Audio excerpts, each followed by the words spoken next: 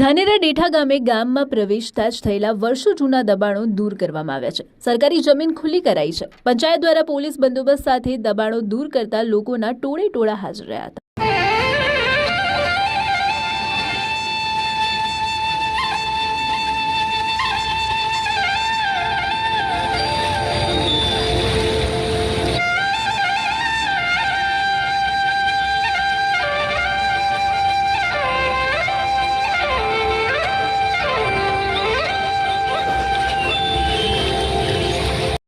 ધાનેરાના ડેઠા ગામે ગામના પ્રવેશ દ્વાર આગળ જ માથાભારે દબાણકારે પાકા મકાનો અને દુકાનો બનાવી હતી, જે પંચાયતની નવીન બોડી દ્વારા સતત 3 નોટિસ આપ્યા બાદ પણ પોલીસ બંદોબસ્ત અને તાલુકાના ઉચ્ચ અધિકારીઓની હાજરીમાં દૂર કરાયા। દબાણકાર માથાભારે હોવાથી દબાણ વર્ષોથી યથાવત હતા। દબાણકારે પોતાના પરિવારના સભ્યોને પણ માર મારીને જમીન પચાવી પાડ્યાની વિગતો સામે આવી હતી અને પરિવારે પણ સ્વીકાર્યું છે કે આ તમામ પાકા મકાનો દુકાનો સરકારી જમીનમાં બનેલા હતા। પંચાયતે લાલ આંખ કરતા આજે ડેઠા ગામ ઘણી સરકારી જમીન ખુલ્લી થઈ છે, જેના અંદર સરકારી હોસ્પિટલ અને બાલ મંદિર બનાવવામાં આવશે। દબાણ હટાવતા ગામ લોકોના ટોળે ટોળા એકઠા થયા હતા। અનેક તર્ક વિતર્ક સાથે આખરે સરકારી જમીન પર થયેલા દબાણો દૂર કરવામાં પંચાયત સફળ થઈ હતી।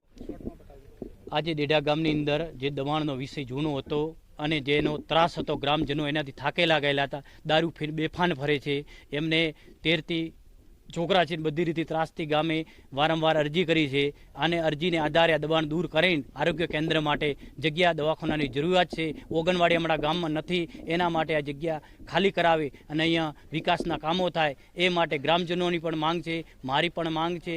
એ લોકો બહુ માથે ભારી છે, એનાથી મને પણ નુકસાન થશે, પણ ગામનો વિકાસ થાય એના માટે હું ગ્રામજનોનો સાથે સાથે આ જે કાર્યક્રમ જે મારા ધર્મપત્ની સરપંચ છે એમના હેઠળ થયેલો છે અને અમે બધા સહયોગ ગ્રામજનો અમે બધા સહયોગમાં છીએ, પણ અમને સરકાર ધ્યાનમાં લઈને અમને મદદ કરશે અને અમારા માટે કોઈ બી ઘટના બને એની ખાસ કરીને વિશેષ કરીને ધ્યાન લેશે, કેમ કે ઘટના બનવાની એ માણસ છોડવાના તો નથી। અને પ્રાથમિક શાળાને સામે દારૂ પીને બેફામ સીસીટીવી કેમેરા પર પ્રાથમિક શાળામાં ચાલુ છે, બેફામ દારૂના ધંધા અને આ દારૂનું વેચાણ કરે છે। એટલે એક વસ્તુ દારૂનો પીવાનો એમનો ધંધો જ છે, કોઈનું માનતા નથી। અગાઉ સાહેબને જાણ કરી, સાહેબે બરાબરને હલાવીને દારૂના ધંધા પોલીસ દ્વારા બંધ કરી નાખ્યા હતા, એકે નથી, પણ હમણાં બેફાન થયેલા છે।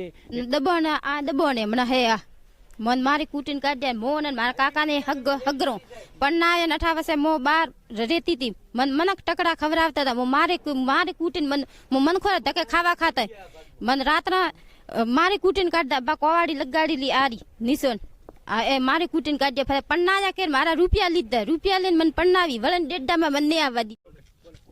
નમસ્તે સાહેબ, આ લોકોએ તો અમારી જમીન ઘર થાર બધું પડાવી લીધું, જમીન મકાન બધું એ લોકો લઈ ગયા। પછી જો અમારો જો ઘરતારમાં સર સામાન હતો એ લોકો લઈ ગયા, અમને મારે કૂટીને મારી 2 હાલત લાવે અને મને અપંગ બનાવીને છોડી દીધું।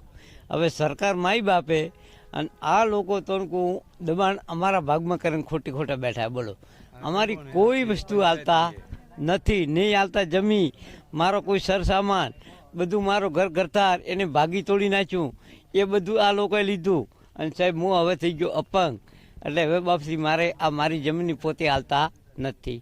પંચાયતના નવનિર્મિત સરપંચ અને તમામ સદસ્યો સાથે મળી વિકાસના કાર્ય માટે અનેક મુસીબત સામે ટક્કર લેવાનું નક્કી કરતા ચોક્કસ ડેઠા ગામ આવનાર વર્ષોમાં અનેક વિકાસના કામો થકી આદર્શ ગામ બનશે એ નક્કી છે।